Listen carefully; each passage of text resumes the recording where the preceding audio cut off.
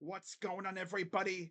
Crazy Dog back with my Browns Seahawks preseason week 3 preview as my Cleveland Browns head up to the Pacific Northwest to face off against the Seattle Seahawks. And of course, this is the last chance for any players on the bubble to show the front office and the coaching staff that they deserve to be on this team. Because after this, that's it. Right? Of course, you will have the initial 53-man roster, and then after waiver claims are made, which I'm sure Andrew Berry will make a couple waiver claims, you got to cut the amount of players that you claimed. So if the Browns went out and claimed 4 players, well, then you got to cut 4 players to clear space. So it's going to be a very eventful couple days after this game is over. And if I know Andrew Berry, if there's a player that he really, really wants that he's not sure he's going to be able to get on waivers, he might trade for him. Now, I already know what you guys are thinking right now. Crazy Dog, what the hell happened to your face? Like, you're beat ass red. Well, you're probably also wondering, why weren't you streaming the Guardians Yankees game? I was at Browns training camp today, and my dumbass forgot to bring a hat. Of course, I'm sitting out in the beating sun for a couple hours. This is usually what happens, right? Beautiful day. It wasn't even hot at all. Like, it was awesome. It's just that, that sun be beating on your face. This is what happens. So take my advice. Bring a hat. And also wear sunscreen. I gotta love it. But, my face was looking a little pale. So, adds a little color. Yeah.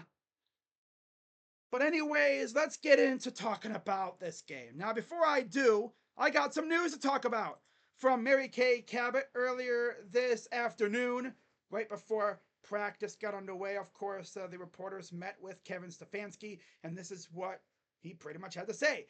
From Mary Kay Cabot, and I quote, Browns coach Kevin Stefanski said all of his starters should expect to play, but he'll make a final determination later in the week if Deshaun Watson will face the Seahawks. So I would expect the starting offense, or at least most of the starting offense and defense, to play in this game. Now, we'll see about Deshaun, and I think Deshaun playing is detrimental on the offensive line. Yeah. If Jed or whatever, if Afiti's looking good, and of course, Dewan Jones is back, which is huge, literally, because that dude is massive. I saw that dude in person for the first time today, and oh my God, he's a mountain of a man. Like, TV doesn't even do it justice how huge that dude is. If the starting offensive line plays, I think Deshaun will play. If Afiti's looking kind of rough, they might hold him out because you ain't trying to see your starting QB, who you're paying a lot of money for, get wet in the final preseason game, right? Just before the season starts. We ain't trying to see him get hurt. So we'll see what they decide when it comes to Deshaun Watson playing. I think he'll play. Now, as far as how much the starters will play, I can see them playing maybe a quarter, couple drives. We'll see. Now, getting into my what to watch for. First off, Brown starters playing. Just talked about it. I think they will. We'll see how much time they get on the field. But I do think we will see quite a few starters in this game, especially on offense, because they need some time to gel. Next, who will win the starting left tackle job until Jedrick Wills returns? Most likely, it'll be Afiti. The Browns could easily bring in a free agent left tackle if Afiti's looking rough. So far, they haven't really done that, but doesn't mean they won't. They probably will at some point, especially if Afiti stinks this week. Because Jedrick is not coming back, I guess, this week.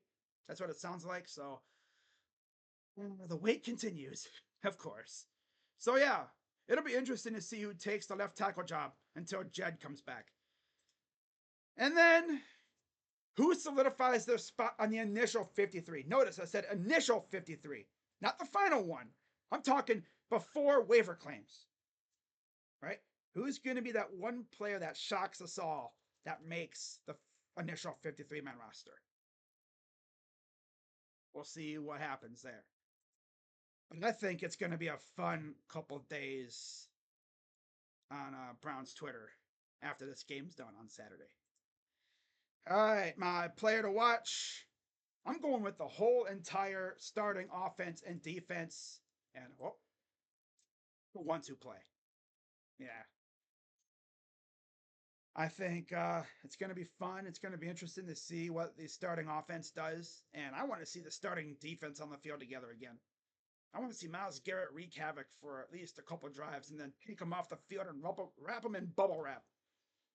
Like literally have him out there for maybe 2 drives just to get him some run and then take him off the field and literally wrap him in multiple layers of bubble wrap.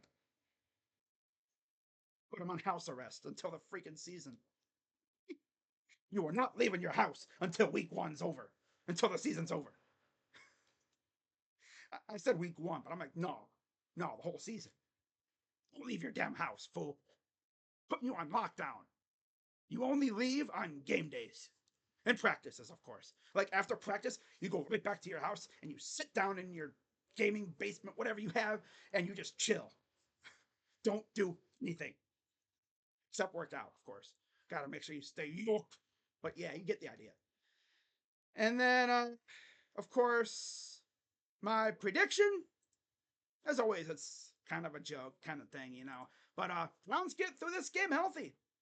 And after this, we got week 1 against the Cowboys. And I want to see my entire starting unit healthy for that game. Now, we are slowly but surely getting guys back. Tony Fields actually returned to practice today, which is nice. Didn't see Amari, which is unfortunate because they said that he was going to practice and he didn't. So, okay. But yeah, we'll see who else returns to practice over the next week or so as we get closer to week 1. Man, it's going to be a fun couple of days, like I said. So yeah, I think the Browns get through this game healthy, and then it's on the week 1. That's all I got, guys. Nice and short. Almost 8 minutes. Okay. So that's all I got. And yeah, after this game's done, it's on the week 1. And the Cowboys at home. That's going to be a banger. Can't wait. And of course, if you're wondering, this game is on NFL Network at 10 p.m. So that means Crazy Dog After Dark is back. And I will be streaming that game. And we're going to have some fun. So, yeah. That's all I got. As always, be sure to hit the like button, subscribe, and hit that bell. And preseason is over after this week already. My God. I think it goes by fast. Right? But yeah, with that being said, I'm Crazy Dog. Let's go Browns. And let's get after it. I'm out. Bye-bye. And oh yeah, result doesn't matter, of course. Win or lose, doesn't matter. Just get out of this game healthy. And at least look good, right? Get me feeling good heading into week 1. Okay. Bye-bye.